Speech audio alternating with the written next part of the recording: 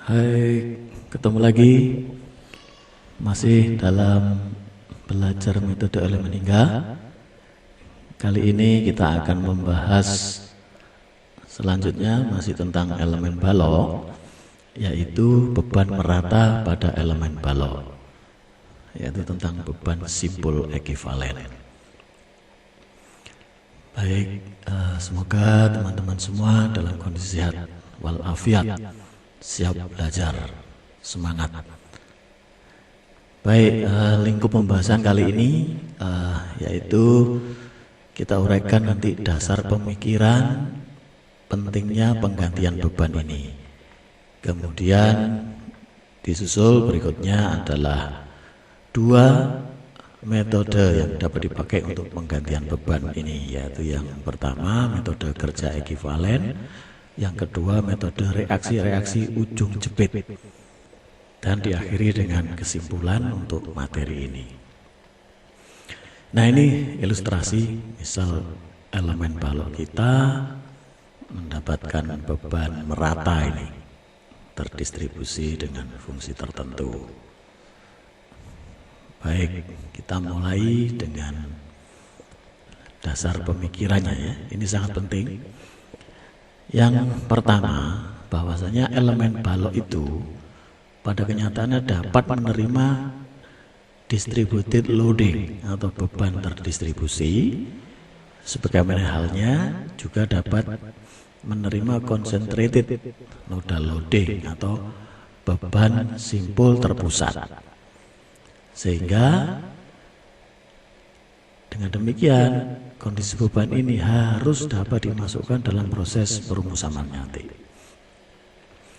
Yang kedua, seperti kita pahami bahwa metode elemen hingga ini adalah sebuah pendekatan diskrit, di mana asumsinya dalam setiap perumusan suatu persamaan jenis elemen, termasuk elemen balok saat ini, maka semua beban atau gaya hanya bekerja pada simpul-simpul elemen. Nah, ini asumsinya yang kita pakai. Contohnya yang sudah untuk elemen truss atau elemen batang misal. Kemudian yang ketiga, harus kita pahami bahwa prinsip penggantian beban ini, yaitu penggantian beban merata dengan gaya dan momen terpusat yang bekerja pada simpul, itu harus tetap memiliki efek yang sama pada balok tersebut, seperti halnya saat balok tersebut terkena beban merata yang sesungguhnya. Jadi antara kondisi beban yang semula, yang asli, dengan efek penggantian beban ekivalennya harus memiliki efek fisik terhadap elemen balok itu yang sama. Begitu ya dasar pemikirannya. Nah, dari situ kita bisa lanjut, yaitu tentang metode yang bisa digunakan dalam proses penggantian beban ini. Paling tidak ada dua, yaitu yang A, sistem dengan metode sistem gaya ekivalen statis atau statically equivalent force system. Yang B, yang metode kedua, yaitu dengan memakai metode reaksi-reaksi ujung jepit atau fixed end reactions. Nah, ini akan kita bahas satu-satu. Nah, yang pertama, ini secara umum kita sebut metode itu dengan sistem gaya ekivalen statis.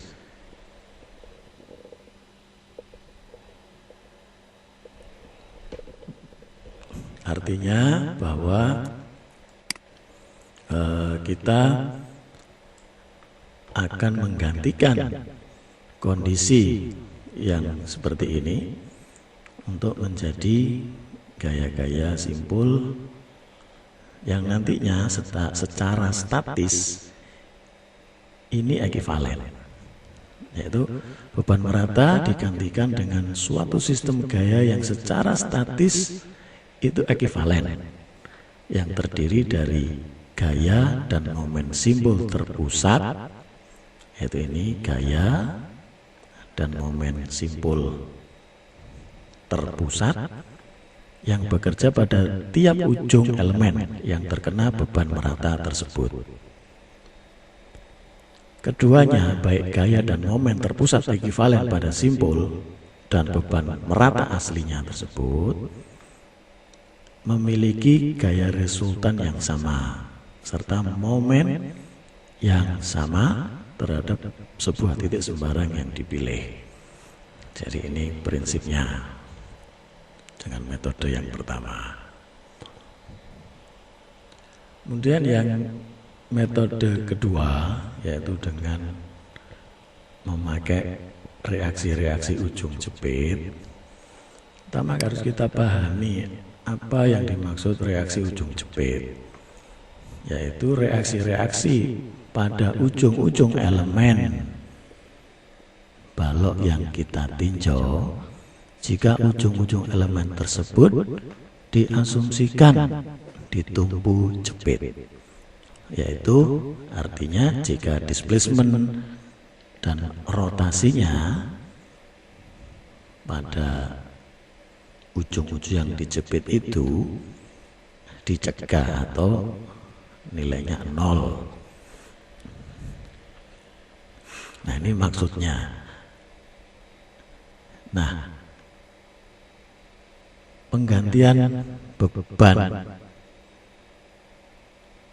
dengan konsep reaksi-reaksi ujung jepit ini didapatkan dari teori analisis struktur di banyak pembahasan mekanika teknik, sehingga dari situ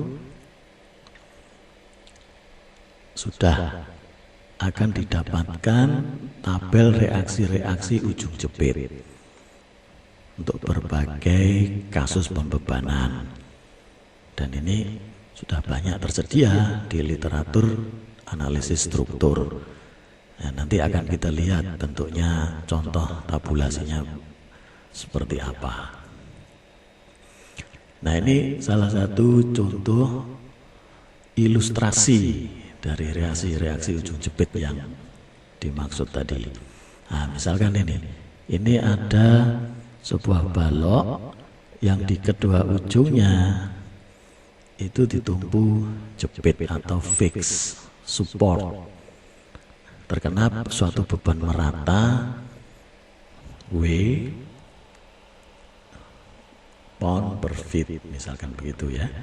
Nah, maka dari analisis struktur dari mekanika teknik, kalau ini kita hitung, kita cari reaksi-reaksi pada tumpuannya, akan diperoleh seperti ini, yaitu ada gaya reaksi WL per 2 di simpul kiri, di simpul kanan gaya reaksinya juga WL per 2. Kemudian momennya di kiri M sama dengan WL pangkat 2 per 12, dan di kanan juga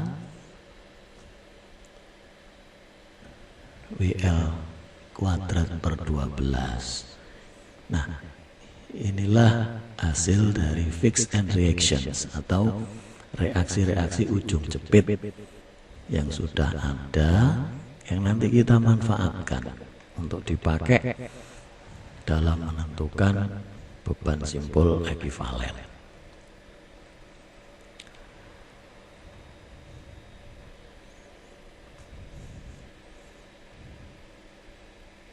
Nah, sebelum kita